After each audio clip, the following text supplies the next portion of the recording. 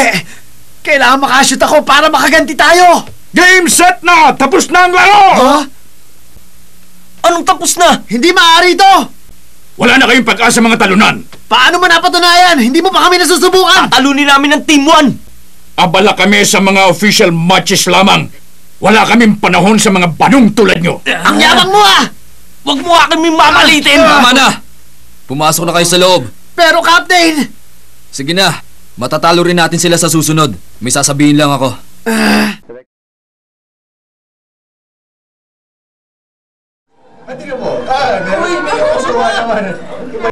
Ayan na si Jenny, oh. Mr. Oda! Ako na!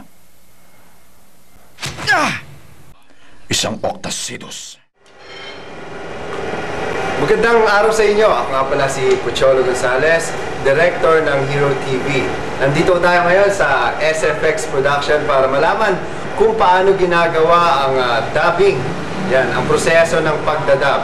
Mamaya makikita nyo ang iba't ibang mga tao, mga voice talent, mga batikan at mga professional dubber na kung paano nila ginagawa ang dubbing. Kaya, dyan lang kayo. Sunod kayo mamaya. Ayan, nandito na tayo sa SFX ngayon at magsisimula na ang dubbing. 9:30 ng umaga, yan ang tamang oras ng pagsisimula. Yan ang call time namin. Kaya, sama kayo. Doon tayo sa studio. Ayan, ito ang studio. Ayan, sama kayo. Ayan, okay. Pasok tayo. Makikilala natin ngayon ang mga tao sa likod ng dubbing. Yan, ng mga anime na paboritong-paborito nating pinapanood. Narito ang ating technician. Yan, technician. Walang iba kundi si Robin. Ang aming Pinoy, Robin Padilla. Ayan, ito ang ginagamit naming mga gamit.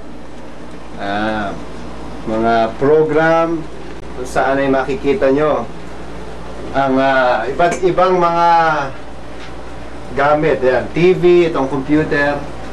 So mamaya, makikita nyo yung mga voice talent natin. Darating na sila. Ng ilang minuto na lang at nandyan lang sila. So, abangan nyo sila.